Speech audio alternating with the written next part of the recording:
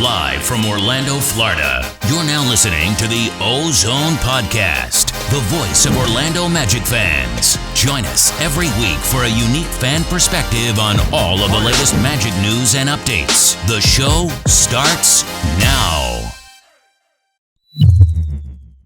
What's up, Magic fans, and welcome back to another episode of the OZone Podcast, brought to you by DraftKings and part of the Basketball Podcast Network. We're your host, Al, myself, Anthony. Today is Friday, April 29th. We're less than 30 days away from the NBA lottery. How we feeling now? Doing good, man. How about you? Doing good, man. I feel like, now we're starting to get closer and closer and closer to this lottery, and I don't know about you, but I'm already getting anxious, man. I'm ready to get to it. We're already jumping into the second round of the playoffs. As much as I like seeing these playoff basketball games, I'm ready to roll through it and get to find out where we land, man, at the very least, because then we gotta wait another time frame before we're able to see where we draft. Yeah, it's the most, in my opinion, it's the hardest time of the year. Knowing the lottery, knowing the draft is so close, but we're getting closer, man. 2.5 weeks to the lottery, month and a half ish till the draft. We're getting there. In today's episode, we are going to talk about the 2021 NBA draft class. The Athletic just came out with a new article talking about how they would redraft this last draft class, kind of give you our thoughts on that. We're going to jump into our tankathon.com draft simulation to kind of see if we continue to get lucky. Last week, we got, third? So we're going to see if we can kind of continue that role. And then we're going to talk about why we should and should not draft Chet Holmgren. It's like one of the most bipolar topics. You're either for it or you're against it. So I want to give you our thoughts on that. But before we get into it, Al, I want to hear from you. John Morant won Most Improved Player this year. What are your thoughts on a big name winning Most Improved Player? Someone that's already been more or less established. What are your thoughts on Ja? I don't know, man. I love his game, but the reality is I think that award should be used differently. I think that award should be given to guys who have been through a lot in the league, who really took a major leap in their time in the NBA. Ja was second round pick in the draft. He was also someone who made the All-Star game. He's been in the spotlight. We know he's going to be great. He's supposed to be great. I feel like that award should be given to someone who has struggled, who has been through more. Again, a name that comes to mind to me, maybe because I watch the team pretty often, is Jordan Poole, a guy from Golden State who went from being a low first-round pick to playing the G League, not getting any minutes with the team, to all of a sudden being a key starter on that team this season. And not only that, while Clay was out, while Steph was out with injury, this kid stepped up and made a name for himself, averaging 18 points a game this season. But he's had so many great games, 30 points, 25 points. He made a name for himself all this season. I think that's a perfect name to give that award to. Just my take. I think it shouldn't be to someone who has the high expectations like Ja Morant and who, again, has been an all-star already. That's just my thoughts. How about you? I mean, I see the reasons why. We're talking about, yes, the dude has already been an all-star. The dude's been playing out of his mind. We're no surprise where it's kind of what you expect from a second pick in the draft. At the same time, we're talking about a dude that went from averaging 19 points a game to 27 points a game. Also talking about a guy that, led his Memphis Grizzlies to 56 wins this year. They were second place in the West. They were 8th last season. So we went from 8th to 2nd. Dudes are almost averaging about 30 points a game. Massive jump. And this isn't the same Memphis Grizzlies team that, they had last season. You got more players that are developed, that they're playing better basketball. You got players that are definitely a lot healthier, but we can't deny that Ja isn't the main reason why they're playing so well. I'm not sitting here saying that I've watched, a handful of Grizzly games, but just by looking at it from an outside perspective, I see the reasons why. At the same time, I would have also liked to have seen, a no name become a big name. And that's why I kind of like the fact that Ja gave up his trophy. He just gave it up. He didn't feel himself like he deserved it. Or maybe not so much that he didn't deserve it, but he saw one of his teammates that, had really, really, really developed and was like, hey, I'm going to give this to you because I think you deserved it. But I agree. I think that, there should be a limit And maybe, from a draft class perspective, maybe there should be like a rank or a stop point where if you were a lottery pick, you can't win most improved player. I don't know, but something of that sort, to kind of, show that the guys that were in the second round or a late first round pick that end up making that massive jump because it's a lot farther for them, in my opinion, I think it would be a little more meaningful. I think. I agree completely. And not only that, think about the fact that to get an opportunity in the NBA, it's never easy, right? So when you're picked second, third, fourth, whatever it may be, you're pretty much entitled a starting position or at least to get minutes off the bench. Think about a guy that gets drafted lower in the draft, someone who gets picked in the second round. They're not guaranteed minutes. They're not guaranteed a spot. They have to truly go out there and earn it. So I think that's where, in my opinion, that improvement comes from. That development, that award, in my mind, comes from a guy that really shouldn't be where he is today, but yet some way somehow he made it there. Again, no, I cannot take anything away from John Morant. Like he's had an amazing season. He's doing incredible things in the playoffs right now. But again, this award, in my opinion, he's more of an MVP candidate potential guy than he would be Yeah. a most improved. Yeah, I mean, you had people already hyping Ja up before the season. Yeah, people in the national media that even prior to their rise, talking about the Grizzlies making it to the Western Conference Finals. They were already talking about these things.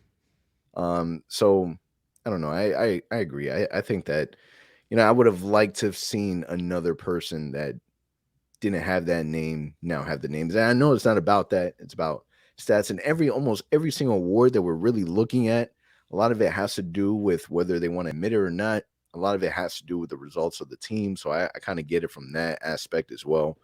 But I mean, if we're looking at awards, what player on our roster right now, what would be the most likely award to come out of Orlando if we were to win an award? What would be the most likely? It's a good question. I mean, I think it's either going to be whoever we draft in this upcoming draft, winning Rookie of the Year, hopefully, or from a former established Magic player.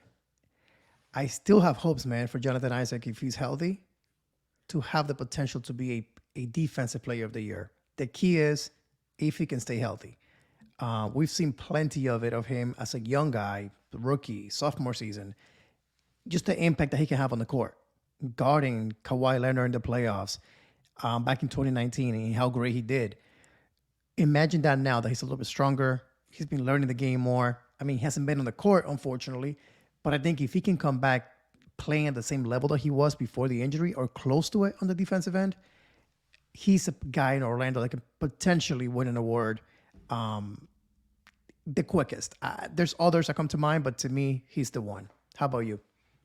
I would love to see a most improved player award coming out of Orlando. Especially, I feel like the last couple seasons we've kind of really wanted to shoot for like the six man award. We really wanted Terrence Ross to win that because we felt like he was very impactful for us off the bench.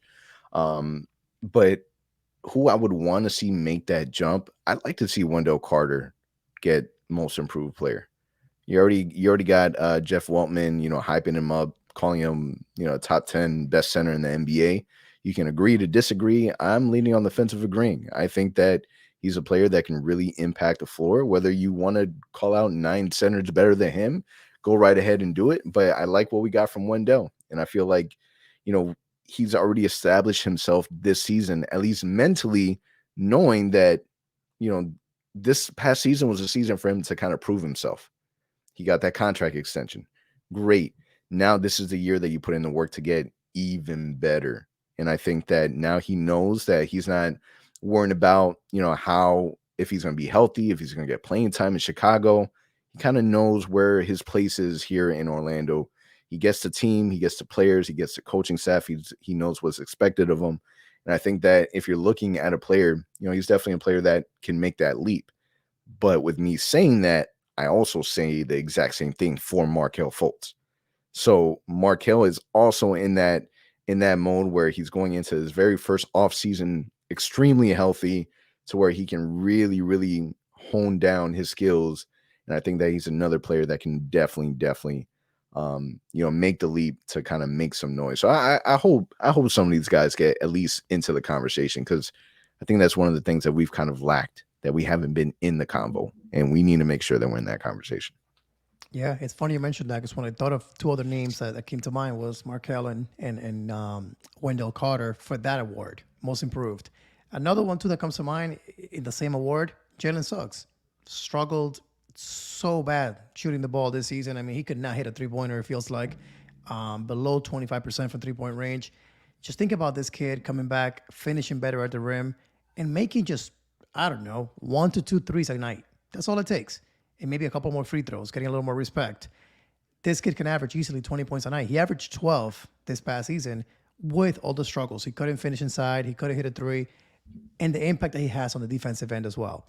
So if you combine those two things, a little more scoring, a great defender that he is, and hopefully the Magic playing better, that's another name that I could see winning or being a consideration for most improved.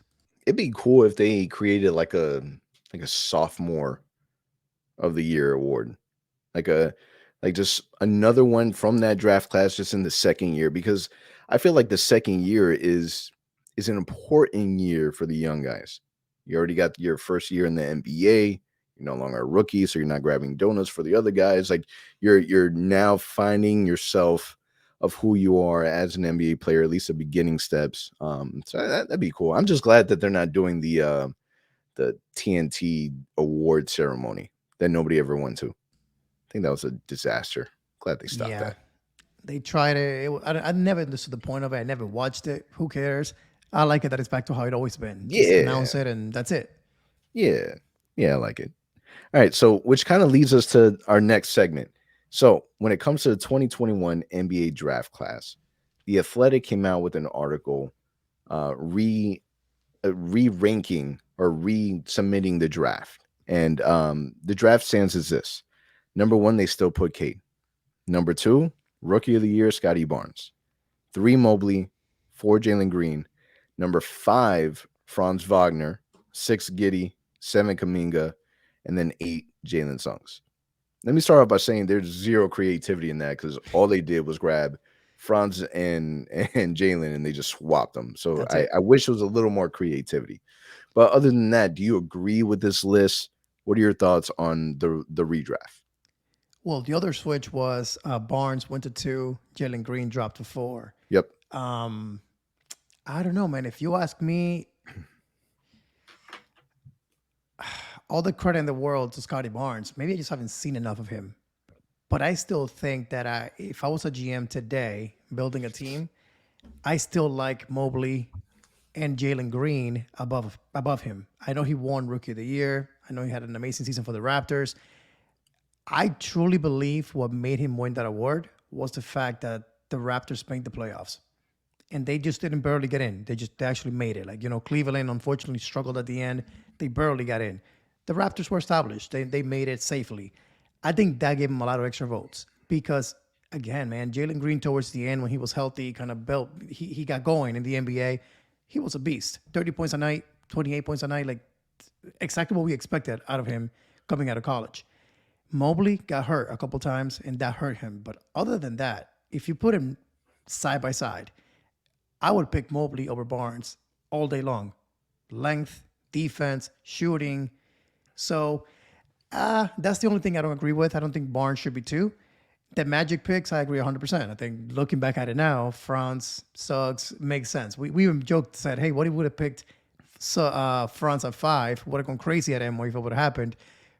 But what if it would have played out the way that it did? Franz 5, Suggs 8. What would have happened? Would have been happy at the end of the day, right? So I don't care how those go. I still think that it worked out at the end for us. What about you? Do you agree with it? Do you disagree? What are your thoughts on it?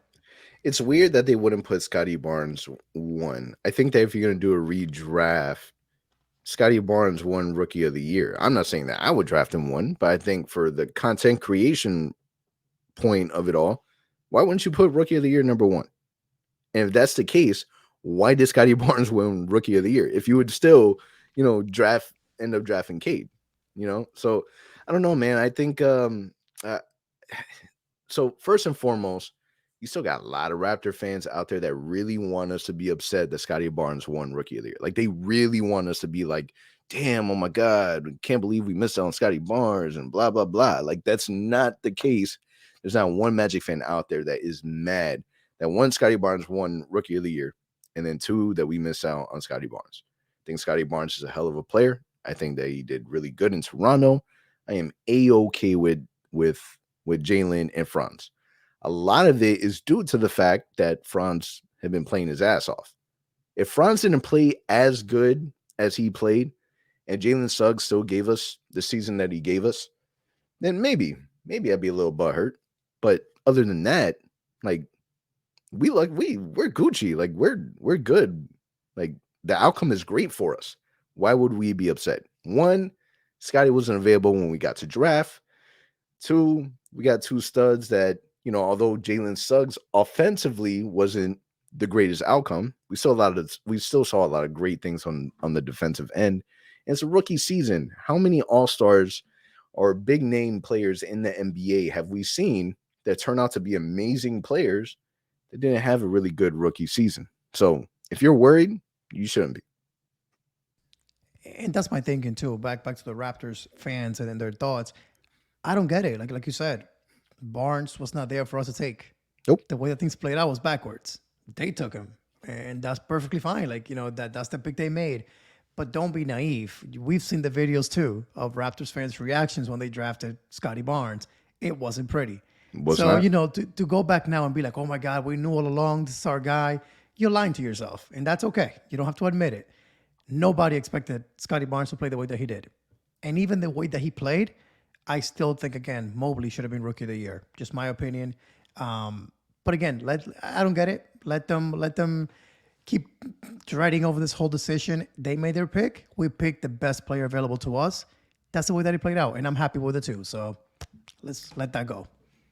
There was a debate that I saw online that was asking, would you rather have Scottie Barnes or have Jalen and Franz? Come on, like man. I just don't understand like the thought process for like an outside fan base. I don't understand it. I wish I did. I can tell you this: if the Magic were to call the Raptors right now, when the season ends, and ask them, "Hey, we'll give you Franz and Suggs for Scottie Barnes," straight up, do you think they say no to that? I think they say no. I think maybe because he won Rookie of the Year, they don't want to trade him because he won that. But the reality is, man, like 90% of teams would say yes. You're getting two solid players, young guys, good contracts, great potential for one. It doesn't make any sense. But again, to your point, I don't know why it's this what's the word I'm looking for? Like, they have this thing with Magic fans and the picks that we made. I don't get it. Like, move on. We made our picks and that's it. We got to look forward at this point. They're just mad that we got Terrence Ross from there. They're just a little hurt. I mean, listen, I think that Toronto, they're happy with Scottie Barnes. They weren't in the beginning. They are now. Happy for them. I think the Orlando Magic, collectively, we can all say that we're happy about Franz and about Jalen. It's okay for multiple teams to be happy. At the same time, enjoy your Rookie of the Year. And then let's see if they come up with a Sophomore of the Year and we can celebrate then. All right, man, let's jump into our tankathon.com. Let's simulate this draft to see kind of where we land. As we stated before, we're going to keep track of the wins and losses that we get from this. So at the time of the lottery, we can kind of compare where we've landed at what place, how many times. Now, keep in mind, when we do this lottery, the lowest that we can fall is 6th, but we don't want to be in 6th. We want to be in that top 3. So let's roll it and let's see where we land. So as a reminder, we picked 3rd in last week's simulation. So let's see how we do today. All right. Let's go. In the 2022 NBA draft, the Orlando Magic select number 1. Number 1. All right. So we lucked out, man. A second try and we were able to get to that number 1 spot. Of that number, oh man, that is rough. Of that number 1, number 2 ends up being the Los Angeles Lakers, but they don't have any draft picks because they decided to trade everything away. So that goes to New Orleans. Then it's Detroit, San Antonio, and Houston. What are your thoughts on the outcome? If this happens, I'll be, oh my goodness, this will be like a dream scenario for me. Not only do the Magic and the number one pick, but the Lakers and LeBron get to suffer and see, man, we could have had a great player, but instead we got AD, which is fine. That's a great player, but whew, it's got to sting after missing the playoffs. In this scenario, though, we'll talk about a potential first round pick today in a few minutes in Chet. But if this is the way things play out, as of today, April 29th, Anthony, I'm asking you, what are you doing? Who are you taking right now? It, who did I say last week?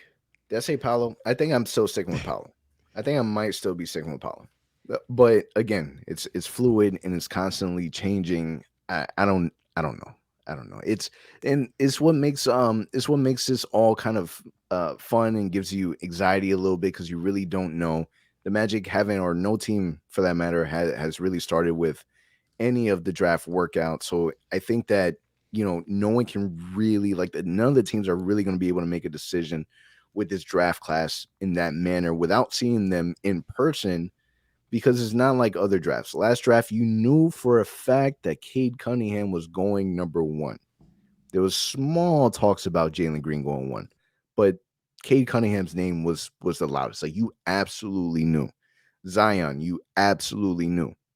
We don't know that this draft. And I think that you're not going to know that until we see the workouts.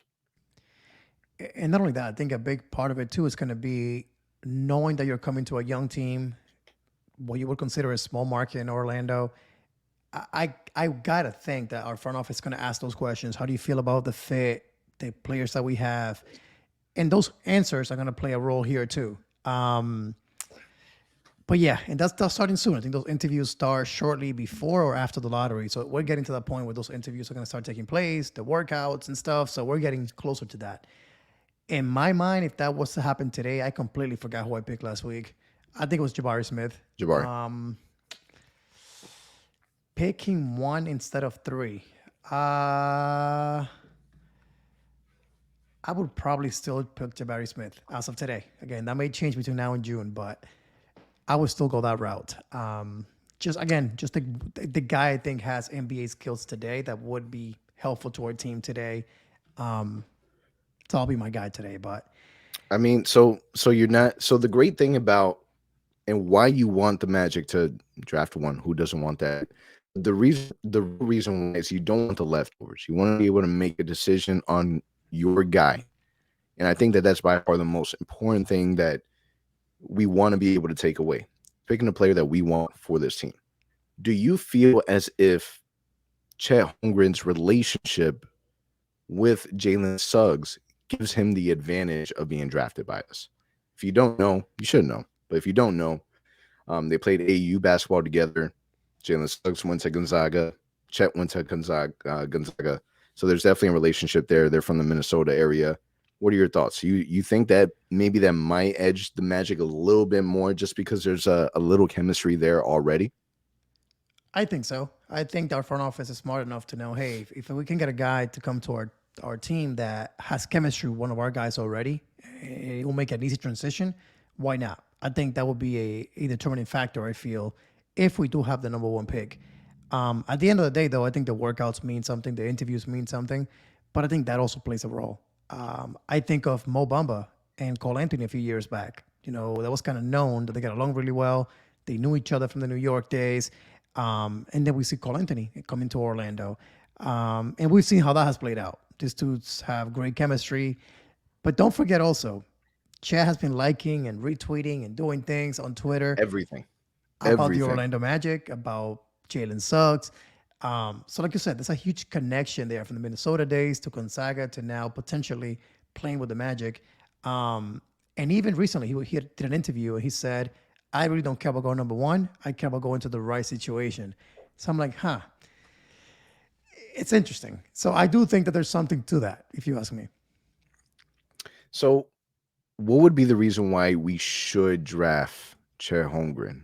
If you're on the fence, what would be some of the things that you would maybe tell somebody to convince them that Chet is our guy? So I'm going to start by this, man. So I read online today like a play comparison for Chet, and it went like this. On offense, he can be Dirk. On defense, he can be Marcus Camby. Going old school here. Great shot blocker, great interior defender. So when you think of that, getting a player that can have the potential to be amazing on the offensive end, but also defend really well, block shots really well, the potential, I mean, the sky's the limit with a guy like that. Um, Pros, shot blocking, 3-point shooting. He makes smart plays on the offensive end. Oftentimes I've heard he's the next Mo Bamba. Okay, valid. I look at the stats and college stats for both, pretty similar. Although Chet's a much better shooter than Mo was coming out of college, but points, rebounds, and blocks pretty similar. Frame very similar. The one difference is Chet is not afraid of contact. He's a smart offensive player. He knows what to do with the ball. Whereas Mo Bamba, it's either catch and shoot or alley oops. Other than that, there's no game on the offensive end for Mo Bamba.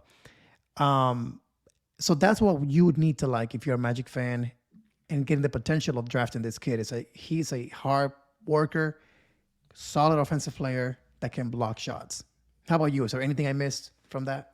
No, I mean, listen, he's 7'1", has a 7'6" wingspan. There was a picture floating around the internet that I saw a couple of days ago of him standing next to Taco Fall. Taco Fall is what, 7'5", 7'6", something along those lines. And Chet Holmgren is looks like he's a couple inches shorter than this man. So this dude is definitely a freak of nature. He is long, he's tall, he is a skillful basketball player. He can move his feet laterally. This dude, the only thing that you can really say about Chet, or one of the biggest drawbacks that maybe scare people a little bit, is the fact that he's really skinny, doesn't weigh that much. And I think that if you look at it that way, the concern is how much can he really impact in the NBA game right away? Nobody wants another project. And I think that we have been traumatized with projects for a long period of time. And we want to be able to get a player that we're able to put in the game now and impact, both ends right away. We don't want to wait. But I just think that there is so much upside with this kid that, it would be hard to risk it. Like, we would look back. I think that he's a player that we would look back that if we pass on him, that we would have been like, damn, we could have had the chance to get him. Oh man, imagine him and J.I. together. Imagine him and so and so. I think that we could regret it. He's still not my pick, but at the same time, I can easily convince myself. When we look at Giannis came into the league at 190 pounds. He weighs 242 pounds now. KD 215. Now he's 240. You have Jonathan Isaac, 210. Now he's 230. So I'm not saying that, in a couple years, Chet's going to have a Giannis body. I'm not saying any of that. What I'm saying is get this dude into an NBA regimen, and you're talking about he's going to be able to put on that weight. He's going to be able to grow that muscle. It's part of being a professional. It happens naturally. So I think that there is a lot of upside, and I can see why so many people want to go the Chet route. Yeah, I mean, the only con for me, other than the skinny frame, is where are his minutes coming from in Orlando? So, assuming that things stay as they are today, no trades, nothing like that. How do you see him being again? Say in this situation that happened today, first pick in the draft, gets along really well with Jalen Suggs. He's now a Magic player. Where do you play him? So now you have a center, right? Because it will be a center. So do you play Wendell at the 4? But then GI is healthy. What does GI play? But you can say that about any player that we draft. The Magic have so many young rookies or young players in general. You can say that about anyone, from the guard positions to the wing positions to the big men. Like, somebody's going to have to, not have that spotlight anymore. It's the nature of the game. But it's a good problem to have, though. Yeah. So I think the easy fix there would be you pretty much let Mo Bamba go at that point. right? Like you have to kind of give him the minutes at the center position if he gets drafted to Orlando. But even then, that's a tough decision because Mo Bamba showed a little bit of potential. And you got to wonder, what would that look like, having these two massive dudes playing center for us? But then again, like you mentioned, then you have J.I., Chuma, um, Wendell at the four. So, to your point, I think no matter what happens in the draft, we got to start consolidating some of these guys, man, because the minutes are just not going to be there. So my only concern with Chet is that if he gets drafted, I want to see him play 30 minutes a night from preseason. Like let's see this kid play in the NBA right away. And I just don't know how that would happen right now, today, April 29th. That may change come June 30th when we make a trade and kind of consolidate some of the things that we have. But as of today, it's kind of hard to see him fitting into the team.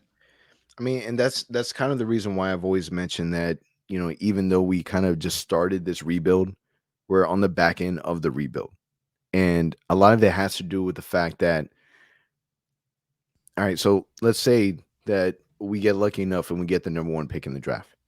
How in the world, being one of the worst teams in the NBA, do we get the number one pick in the draft? And that number one pick in the draft does not start. In what capacity? How do you even explain that? Mm-hmm. How? You're the worst team in the NBA. I'm not taking in consideration injury and like none of that. You're the worst team in the NBA. You get the number one pick in the draft. You end up drafting Chet Holmgren. How is Chet not going to start for your basketball team? How? Somebody is going to it's going to have to happen. And I get your concern, but Franz, you're not moving Franz. Markel, you're not moving Markel. Wendell deserves not to be moved. Jonathan Isaac, in the beginning, I could see them going that route where we're going to slowly bring you back in. But who knows if he's even going to be ready? Whatever it is that they say, who really knows? Because no one's really known anything for the last 2 years. But it's going to be interesting to see the route that they go, because adding another lottery pick to this team, it makes things a little complicated. Complicated. Good for us. For sure. A lot harder for the front office because they're going to have to make decisions. We're at the point where decisions need to be made, because we're not even talking about, the two early second round picks that we have for this draft. And as we've seen, the story of the playoffs have been the second round players playing great basketball and helping their team win games. So this whole second round draft is flattened, and we're just going to keep trading away these second round picks. These second round picks are starting to show that there really is a lot. You can find value in the second round, which can either be a good thing for the front office if they want to trade them because other teams are going to want the second round. At the same time, we need to be a little selfish, and we need to keep that. But again, decisions need to be made. Yeah, and let me ask you this before we move on from Chet. To see right now, so today, is he more of the next Mo Bamba? Or is he more of, remember back in the Luka draft, we kept hearing, let's not draft Luka because Mario Hezonja is still fresh in our minds. He reminds us of Mario. So is Chet the next Mo Bamba, or is he the potential Luka of this draft that we keep comparing to a guy like Mo Bamba because of recent memory, but in reality, he could be the next superstar of the NBA? I think collectively, people are just so afraid of international players that high in the lottery. I think people are just terrified and afraid. We take a look at Luka, and we're like, man, we see it, but let's take a look at other names that we've seen, like a Mario Hezonja. There is no, imagine if the Magic would have drafted Luka after the bad experience of Mario Hezonja. The beginning reaction of the fan base would have been, I think, mixed. Some people who really watch basketball would be like, yo, this guy is legit. But you're going to have other people that are saying, oh, here we go again. I get it. I understand it. But it's so hard to tell. How do you know? If there's one thing that I wish that the fan base we were able to see, is we were able to see the workouts. Mm-hmm. We were able to see it. I think last year we were able to see Anthony Edwards and Tyrese Maxey because they did it with I believe it was Clutch Sports. that they did something. We were able to see that, but I wish that whether it be on Facebook Live or anything, like I wish that we were able to see the Magic workouts. And a lot of it has to do, and the reason why they don't and they never will be because they want other teams to watch it. Like imagine Chet Holmgren or Jabari or Paolo, they end up saying, I'm only, after the lottery, Magic went number 1, I'm only going to work out for the Magic, nobody else. They won't record it because they don't want other people to see that workout. Exactly. Why are you going to help another team? So I understand the reason why. I just wish that we were able to be a fly in the room and be able to see those things, because that's where you really understand, you know, who's who and what's what. Mm-hmm. I agree. On that note, man, it's a quick episode today. Not a whole lot going on, but we're getting closer and closer to that lottery. So definitely going to be a lot of fun to kind of watch to see how these playoffs end up landing, and then we jump into the lottery, man. On that note, it's a wrap. Appreciate you guys for listening. Until next week. Thank you for listening to the OZone Podcast, the voice of Magic fans. For all the latest Orlando Magic news and updates, follow us on Twitter at the OZone Pod and on Instagram at Orlando Magic HQ. Remember to subscribe and leave a 5-star review on all your favorite podcast listening platforms.